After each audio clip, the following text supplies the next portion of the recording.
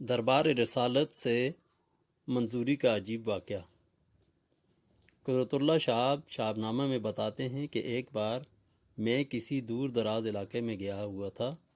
وہاں پر ایک چھوٹے سے گاؤں میں ایک بوسیدہ سی مسجد تھی۔ میں جمعہ کی نماز پڑھنے اس مسجد میں گیا۔ وہاں ایک نیم خواندہ سے مولوی صاحب اردو میں بے حد طویل خطبہ دے رہے تھے۔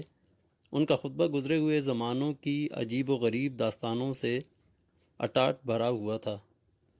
کسی کہانی پر ہنسنے کو جی چاہتا تھا، کسی پر حیرت ہوتی تھی، لیکن ایک داستان کچھ ایسے انداز سے سنائی کہ تھوڑی سی رقط طاری کر کے وہ سیدھی میرے دل میں اتر گئی۔ یہ قصہ ایک باپ اور بیٹی کی باہمی محبت و احترام کا تھا۔ باپ حضرت محمد صلی اللہ علیہ وآلہ وسلم تھے اور بیٹی حضرت بی بی فاطمہ سلام اللہ علیہا تھیں۔ مولوی صاحب بتا رہے تھے کہ حضور رسول کریم صلی اللہ علیہ وآلہ وسلم جب اپنے صحابہ کرام کی کوئی درخواست یا فرمائش منظور نہ فرماتے تھے تو بڑے بڑے برگزیدہ صحابہ کرام رضوان اللہ علیہم اجمعین بی بی فاطمہ رضی اللہ تعالیٰ عنہ کی خدمت میں حاضر ہو کر ان کی منت کرتے تھے کہ وہ ان کی درخواست حضور صلی اللہ علیہ وآلہ وسلم کی خدمت میں لے جائیں اور اسے منظور کروا لائیں۔ حضور نبی کریم صلی اللہ علیہ وسلم کے دل میں بیٹی کا اتنا پیار اور احترام تھا کہ اکثر اوقات جب بی بی فاطمہ رضی اللہ تعالیٰ عنہ ایسی کوئی درخواست یا فرمائش لے کر حاضر خدمت ہوتی تھیں تو حضور صلی اللہ علیہ وآلہ وسلم خوش دلی سے منظور فرما لیتے تھے۔ اس کہانی کو قبول کرنے کے لیے میرا دل بے اختیار آمادہ ہو گیا۔ جمعہ کی نماز کے بعد میں اسی بوسیدہ سی مسجد میں بیٹھ کر نوافل پڑھتا رہا۔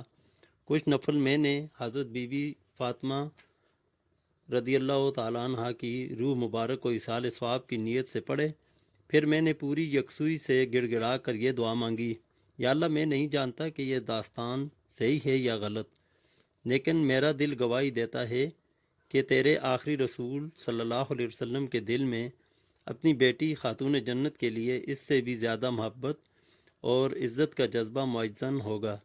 اس لیے میں اللہ سے درخواست کرتا ہوں کہ وہ حضرت بی بی فاطمہ رضی اللہ تعالیٰ عنہ کی روح کو اجازت مرحمت فرمائیں کہ وہ میری ایک درخواست اپنے والد گرامی صلی اللہ علیہ وسلم کے حضور میں پیش کر کے منظور کروا لیں۔ درخواست یہ ہے کہ میں اللہ کی راہ کا متلاشی ہوں، مجھے روحانیت کے راستے پہ چلنے کی توفیق عطا کر۔ اس بات کا میں نے اپنے گھر میں یا باہر کسی سے ذکر تک نہ کیا۔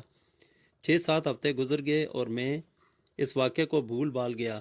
پھر اچانک 7 سمندر پار کی میری ایک جرمن بھابھی کا ایک عجیب خط موصول ہوا جو مشرف باسلام ہو چکی تھیں اور نہایت اعلیٰ درجہ کی پابند صوم و صلات خاتون تھیں۔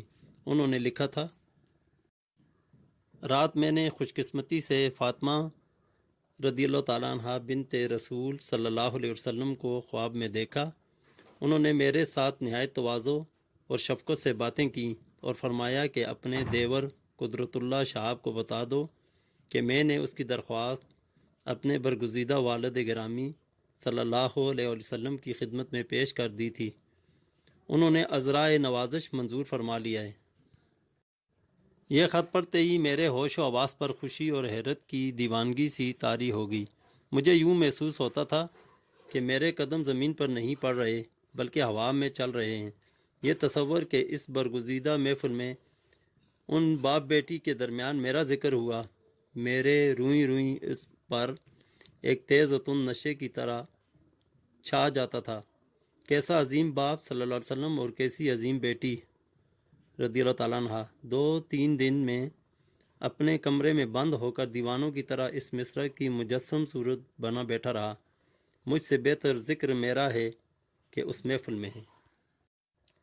اس کے بعد کچھ عرصہ تک مجھے خواب میں طرح طرح کی بزرگ صورت ہستیاں نظر آتی رہیں جن کو نہ تو میں جانتا تھا نہ ان کی باتیں سمجھ میں آتی تھیں اور نہ ان کے ساتھ میرا دل بھیگتا تھا۔